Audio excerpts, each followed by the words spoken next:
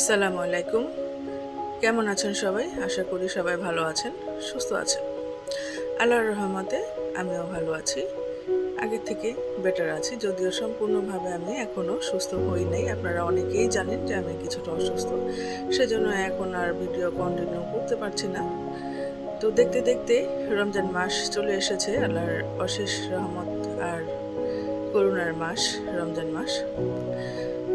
তো আজকে ফার্স্ট রোজার ইফতারের কিছু আয়োজন করছি আমি। সেমাইটা রান্না করে নিলাম, এখন হালিমটাও আমার হয়ে গিয়েছে। হালিমটা আমি অফ ক্যামেরায় রান্না করে নিয়েছি। এটা সময় সাপেক্ষ ব্যাপার, অনেক আগে আমি এটা চুলায় বসিয়ে রেখেছিলাম। এটা রেডি হালিম মিক্স। পেঁয়াজও ভেজে নিচ্ছি। আমার বাসায় তেমন একটা ইফতারের প্রয়োজন হয় না, মানে আলুর চপ, পেঁয়াজি, বেগুনি এসবের খুব একটা বেশি প্রয়োজন হয় না, খুব অল্প পরিমাণ করলেই হয়ে যায়। তো আজকে প্রথম রোজা, তার জন্য কয়েকটা আমি 2-4টা বেশি করে নিয়েছি। এতগুলো আমার পরিবারে লাগবে না, আমার বাচ্চারা ছোট ছোট, ওরা এগুলা খায় না, আর আমার হাজব্যান্ডও খুব একটা পছন্দ করে না ভাজা পোড়া খেতে। তো তাই আমি খুব অল্প পরিমাণেই করে নিয়েছি, কিন্তু এগুলা অল্প হলেও আমার বাসায় এগুলা তারপরেও থেকে যাবে। যারা আমার ভিডিওটি দেখছেন তারা একটা লাইক করে দিবেন, ভালো লাগলে সাবস্ক্রাইব করে নেবেন, আর যারা করেছেন তাদেরকে অসংখ্য ধন্যবাদ। খুব বেশি কিছু আমি এখানে করছি না, খুব অল্প আয়োজনের মাধ্যমে আমি আমার প্রথম রোজাটা কমপ্লিট করে নেব, রোজার ইফতার। আমার বাসায় সবসময় স্বাস্থ্যকর খাবার দিয়েই ইফতার করতে পছন্দ করা হয়। এত বেশি ভাজা পোড়া কেউ খায় না। এটা একটা কাবাব, আমি আগে করে ফ্রিজে রেখে দিয়েছিলাম, সেটাই এখন ভেজে নিচ্ছি।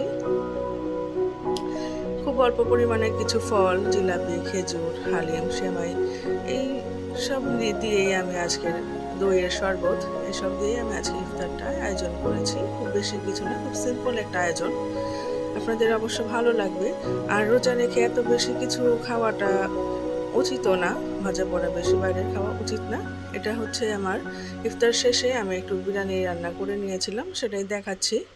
মাংসটা আমি অফলাইনে করে নিয়েছি, সেটা আজকে আর দেখাচ্ছি না, কারণ আমি কয়েকবার দেখিয়েছি কিভাবে আমি মাংস কষাই।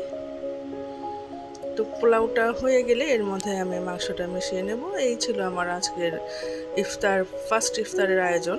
খুব হালকা সিম্পল একটা আয়োজন ছিল, মানে উল্লেখ করার মতো তেমন কোনো কিছু না। তা যাই করেছি আপনাদের সাথে একটু শেয়ার করার চেষ্টা করেছি আর কি। ভালো লাগলে, আপনাদের যদি ভিডিওটা দেখতে ভালো লাগে, সেটাই হলো আমার সার্থকতা।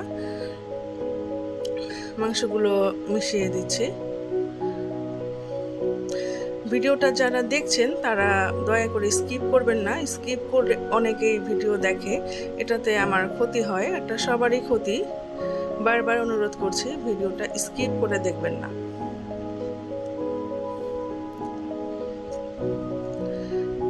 মাংসটা পোলাওয়ের সাথে ভালোভাবে মিশিয়ে নিচ্ছি, তারপর আবার একটু দমে রেখে দিব, হয়ে যাবে খুব সিম্পল একটা চিকেন বিরিয়ানি। এটাকে তেহারিও বলা যায়। ওপাশে আমি চুলায় একটু ডিম ভেজে নিচ্ছিলাম, সেই জন্য একটু এখানে অপেক্ষা করালাম আপনাদেরকে, কিছু মনে করবেন না। তো যা হোক, এটা আমি ভালোভাবে মিশিয়ে নিয়ে আবার একটু দমে রেখে দিব। মিশানো হয়ে গিয়েছে,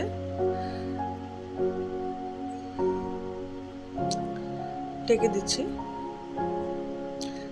দেখুন পোলাওটা, মানে বিরিয়ানিটা খুবই ঝরঝরে হয়েছে, দেখতে খুব ভালো হয়েছে। এখানে আমি মশলার আধিক্য একদমই রাখিনি, খুব সিম্পলভাবে এই বিরিয়ানিটা আমি করে নিয়েছি। আমার ছেলে খাবে, তার জন্য একটু বেড়ে নিচ্ছি, সেটাই আপনাদের সামান্য একটু দেখিয়ে দিলাম। ভিডিওটি আজকে এই পর্যন্তই। ভিডিওটি দেখার জন্য অসংখ্য ধন্যবাদ। খুদা হাফেজ।